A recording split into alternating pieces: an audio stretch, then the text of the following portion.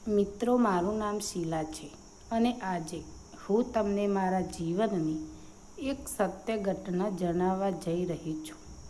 કેવી રીતે મારી મમ્મી જયેશ કાકા સાથે સંબંધ હતા અને મારા પપ્પા કામના કારણે દેશની બહાર રહેતા હતા. ઘરે ફક્ત અમે જ રહેતા. વર્ષમાં 1 મહિનાની રજા મળતી હતી, તેથી તે 1 મહિના માટે જ ઘરે આવતા હતા. પણ આવતા ત્યારે અમને ખૂબ મજા આવતી હતી. 1 મહિનાની મોજ મસ્તી પછી પપ્પા પોતાના કામ પર પાછા જતા. ખૂબ જ સરસ રીતે ચાલતું હતું. ખૂબ જ પૈસા કમાતા હતા, જેના કારણે અમને ક્યારેય કોઈ વસ્તુની કમી ના હતી. બધી જ ખુશી મળતી હતી અને મારા પરિવારને સાથે શું થયું કોણ જાણે. મારા હસતા ખેલતા પરિવારને નજર કોની લાગી હતી. અમારી બધી ખુશીઓ લૂંટાઈ ગઈ ત્યારે ઘરની અંદર અને બહારનું બધું કામ મમ્મીને જ કરવું પડતું હતું. અને પપ્પાના કેટલાક મિત્રો ઘણીવાર તેમની પત્ની અને બાળકો સાથે અમારા ઘરે આવતા. તે દિવસમાં અમારા ઘરે મજા આવતી હતી અને મારું પણ મન લાગી જતું હતું. અને એક મિત્ર જે ખૂબ જ ખાસ હતા, તેમનું નામ જયેશ કાકા હતું. જો કોઈ કામ હોય તો અમે જયેશ કાકા અમારી મદદ કરતા. મિત્રો બધા ખૂબ સારા હતા અને બધા દીકરીની જેમ પ્રેમ કરતા હતા.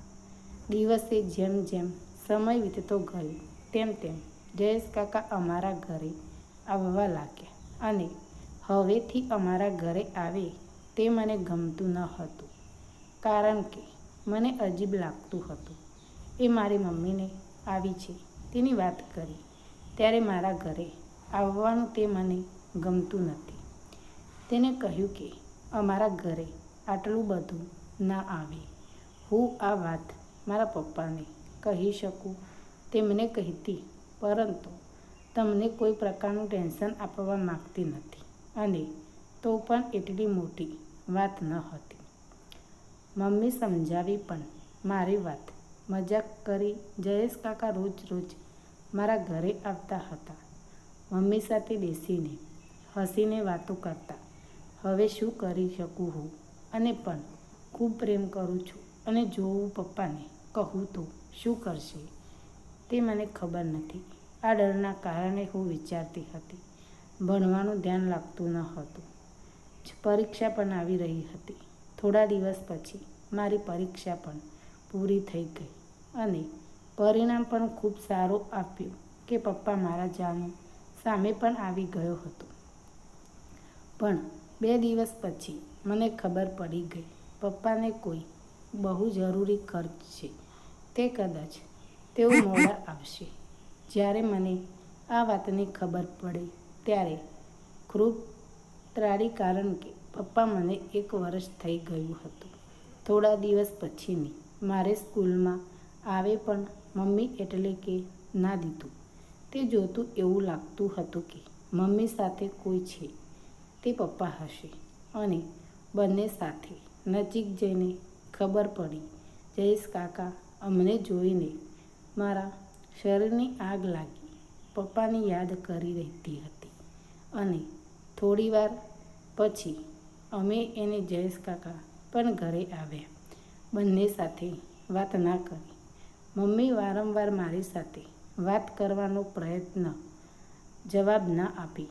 તમે આમ જ પસાર થતો રહે અને મારી સાથે વાત કરતી ત્યારે તેમની ઘરે આવવાનું કહી દીધું અને તે મને કહેતા હજુ થોડું કામ બાકી છે. આ વખતે જ્યારે હું ઘરે આવીશ ત્યારે મને ઢીંગલીને છોડીશ ક્યાંય નહીં જવું.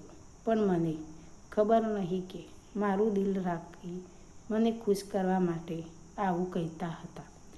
જ્યારે પપ્પા સાથે વાત કરતી ત્યારે મારી મમ્મી મારી પાસે જ નથી. મારી મમ્મી વિશે કહી શકતી ન હતી. બીજી બાજુ મમ્મી મોટાભાગનો સમય જયેશ કાકા સાથે જ વિતાવતી હતી અને આખો દિવસ તે જયેશ કાકા મેં ફોન પર વાત કરતી. મમ્મીને ઘણીવાર પણ તે માનતી નથી. પછી 4 દિવસ પછી મારો જન્મદિવસ હતો, પણ પપ્પા આવે તો મને બહુ દુઃખ થયું. આવું પહેલી વાર થયું કે મારું પરિણામ આવે ત્યારે મારી સાથે પપ્પા ન હતા. મેં મારી મમ્મીને કહ્યું, તું જયેશભાઈ પાર્ટીમાં આવશે તો કેક નહીં કાપું.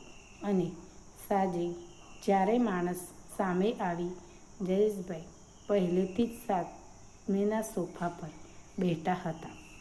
જેને મમ્મીને તેની આ વાત કહી દીધી. જયેશ કાકાની પાર્ટીમાં જોવા મળતી નહીં. હું ત્યાંથી ભાગી ગઈ. અમારી શું ભૂલ થઈ?